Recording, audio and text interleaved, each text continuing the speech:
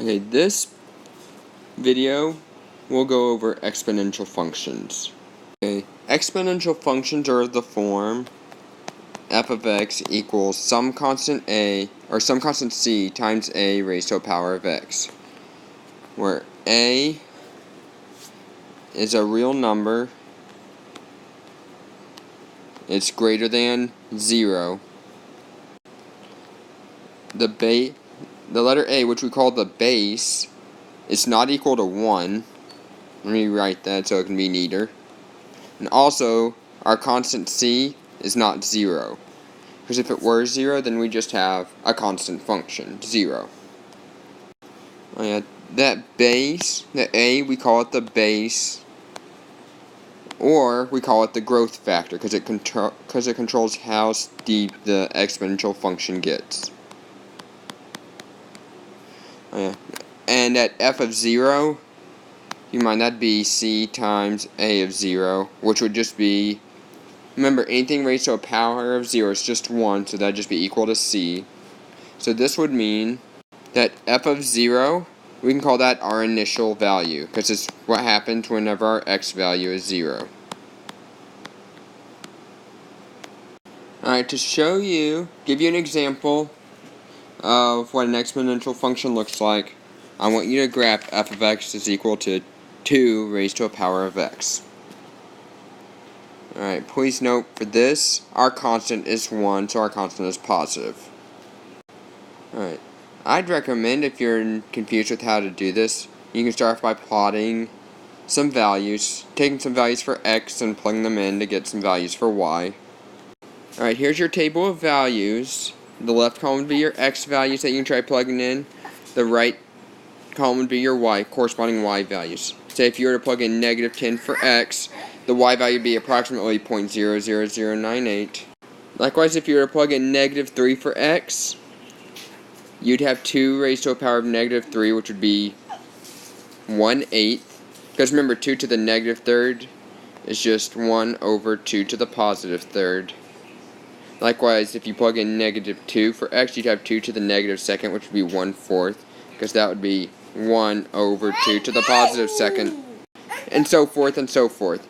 If you plot these points on your graph, so now if you plot these points, say that'd be negative 1 and 1/2, 0, 1, 1, 2, 2, 4, and 3, and then 2 to the third, which would be 3/8. Likewise, that'd be negative 2 and 1/4.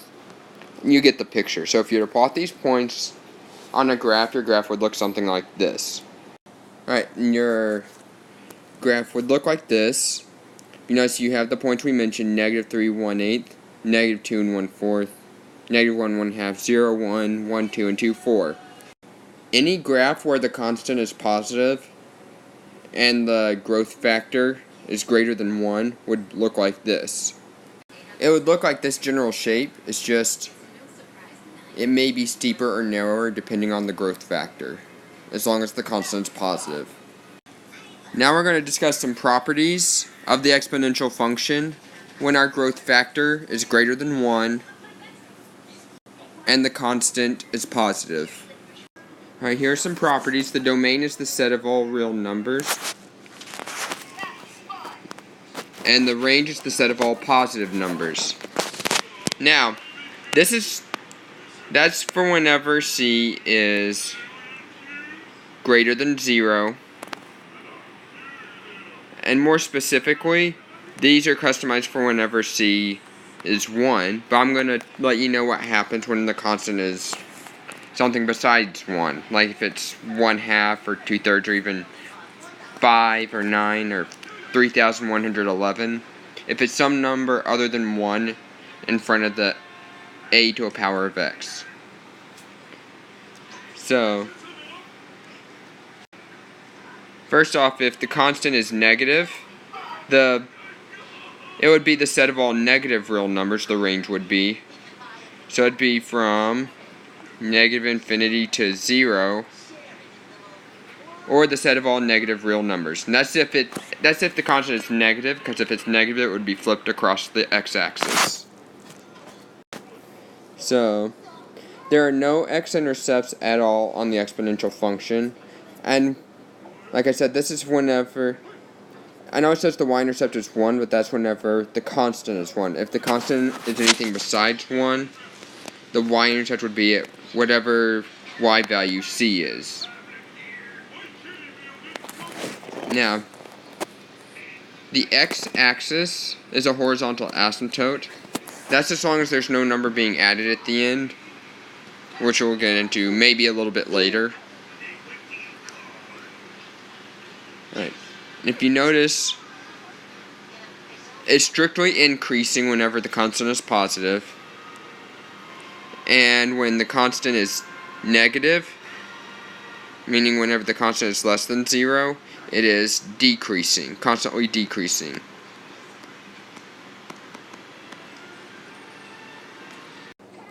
Alright, and the graph of f, again, this is whenever the constant is just 1 in front of the a to the power of x. It contains the point 0, 1, 1, and then whatever the growth factor is, and negative 1, and then 1 over whatever the growth factor is. But when the constant is not 1, it contains the point 0c, whatever the constant would be, the point 1, and then c, the constant times the base, and then negative 1, and then c over a. It says the graph is smooth and continuous with no corners or gaps. And see figure 21, which I'm about to put up for you on the next slide. Again, this is for whenever our constant is 1. Say when you just have some number raised to a power of x. Alright, so now we're going to look at what happens if the number in front of, or the growth factor is a fraction, if it's between 0 and 1, such as 1/2 raised to a power of x. Alright, so you can start by creating your table of values. But before we do that, I want to show you something. When you have 1/2 raised to a power of x, remember 1/2 is 2 raised to a power of 1 raised to a power of x. So, since you have an exponent raised to another exponent, you can multiply the exponents -1 and x. So 1/2 raised to a power of x is 2 raised to a power of -x. So, when you see a number being raised to a power of x and its reciprocal being raised to a power of x, such as 2 and 1/2,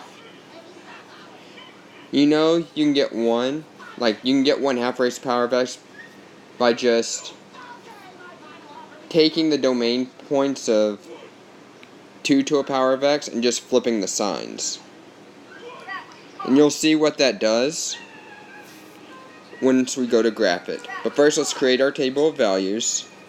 Alright, and here's our table of values. If you notice, this value originally occurred with positive 10 whenever we had 2 to a power of x, but now it occurs with negative 10, now that we have 1/2.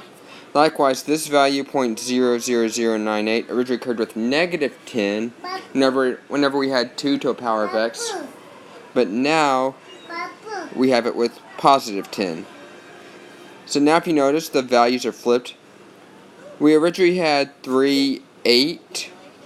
Now we have 3 and then 1/8. Originally we had -3 and 1/8.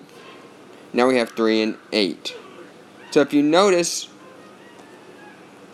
the x values look like they're kind of flipped in relation to the y values. But anyway, we can graph these points now. -3, 8. -2, 4. -1, 2. 0, and then 2 to the power 0, or 1/2 raised to the power 0, which is 1.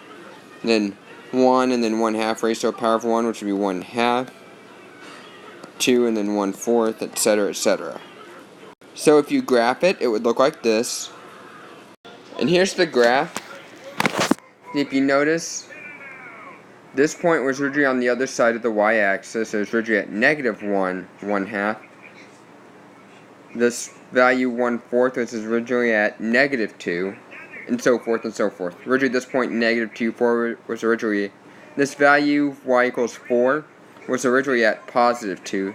So if you notice, when you have a reciprocal of the growth factor, such as 2 and 1/2, they're just flipped across the y-axis. That's all it does. And if our constant was negative, like if it had a -1 in front, then it'd be flipped across the x-axis too. So now let's go over some properties for whenever the base is a fraction. Alright, here are some properties for the exponential function whenever the growth factor is a fraction, meaning whenever it's between 0 and 1. The domain is still the set of all real numbers, and when the constant is positive, the range is just the set of all positive real numbers. That means when the constant is less than 0,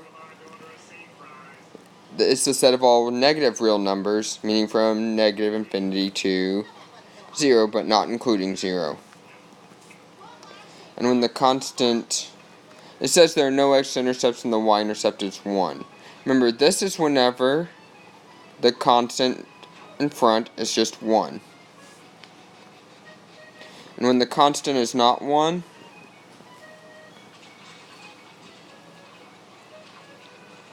the y-intercept is just the value c, whatever the constant is. The x-axis is still a horizontal asymptote as long as you're not adding anything to the exponential function. And it's strictly decreasing as x increases. However, if our constant was negative and it was flipped across the y-axis, or across the x-axis rather, it would become an increasing function.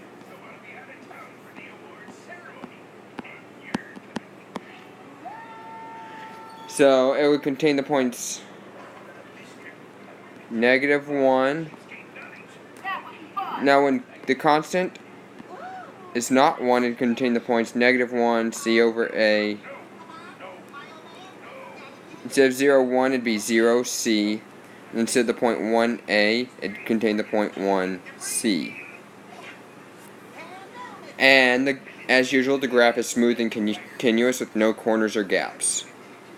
And I'm about to put figure 25 on here for you. Alright, and here's figure 25. And that's in general what the graph of an exponential function will look like, as long as the constant is positive. If the constant was negative, it would just be flipped across the x-axis. Alright, here's a 3-part example that we're going to do. It says determine whether the given function is linear, exponential, or neither. For those that are linear, find a linear function that models the data. If it's exponential, find an exponential function that models the data. So now starting with part A. Alright, so if we look at the table of values, if you notice for each time the x value increases,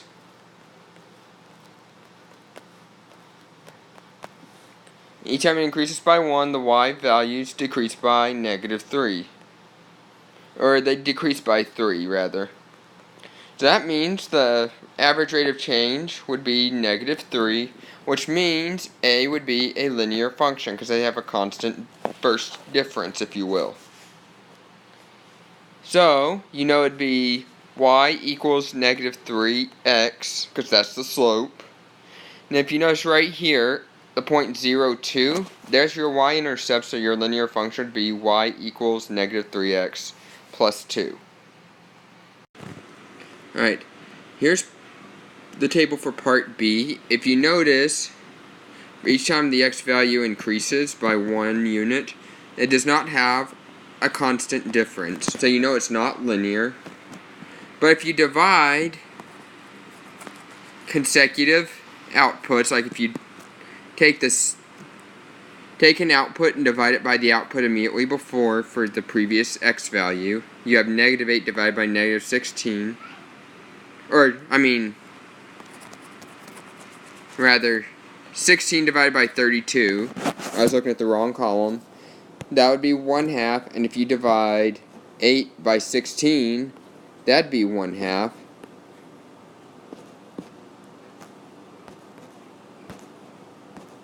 And if you divide 4 by 8, you get 1/2. And if you divide 2 by 4, you get 1/2. So that tells you you're going to have some constant c times 1/2 raised to the power of x. And now, so we need to figure out where the constant c is. See how we have the point 0, 16? That means when you plug in 0, you get 16. Now 0 raised to any power is just 1. So we'd have 16 is equal to c times 1/2 raised to the power of 0. You know, we said anything raised to the power of 0 is just 1, so 16 is equal to c times 1, which is just c. So our constant is 16. So our exponential function can be rewritten as y equals 16 times 1/2 raised to the power of x. Alright, so for part C, if you notice that it does not have a constant difference as the x values increase, so you know it's not linear. Notice if you divide the consecutive outputs, 4 divided by 2 is 2, 7 divided by 4 is 7/4. So you notice it's not a constant ratio, so it is neither one. It's neither linear nor exponential. Now we're going to do a couple of examples about graphing transformations. Alright, here's the first example. It says graph this function f of x equals 2 to the power of negative x minus 3 and determine the domain, the range, and the horizontal asymptote of f. Alright, this is how your textbook will teach you to do it. Alright, you start off by taking the graph of 2 to the power of x. Like so, you take the graph of y raised to the power of y equals 2 raised to the power of x. Then you replace the x by negative x to get the 2 to the power of negative x, which is shown here. Remember from earlier, this is the graph of 1/2 raised to the power of x, or 2 raised to the power of minus x. Now if you subtract 3 at the end, you're taking all the y values of 2 raised to the power of minus x, and you're just subtracting 3 from them. So that means you can just shift it down 3 units, which would give you... It would give you this graph. So you can see it's shifted down 3 units. And you see more, other than the fact that it's been shifted down, it looks exactly like the graph of 1/2 raised to the power of x. Alright, so the domain stays the same, it's still the set of all real numbers, or if you want to write it in interval notation from negative infinity to positive infinity. The range, if you notice, it's all the y values greater than negative 3, because if you notice, it never gets below the asymptote of negative 3. It never even crosses the asymptote, so if you want to write it in interval notation, it'd be from negative 3 to infinity. That's the range. Or you could say all the y values greater than negative 3. And the horizontal asymptote, since we're subtracting 3, that moved it down to y equals negative 3. Alright, here's another example of using transformations to graph the exponential function. Alright, this says graph f of x is equal to negative e raised to the power of x minus 3 and determine the domain, the range, and the horizontal asymptote of f.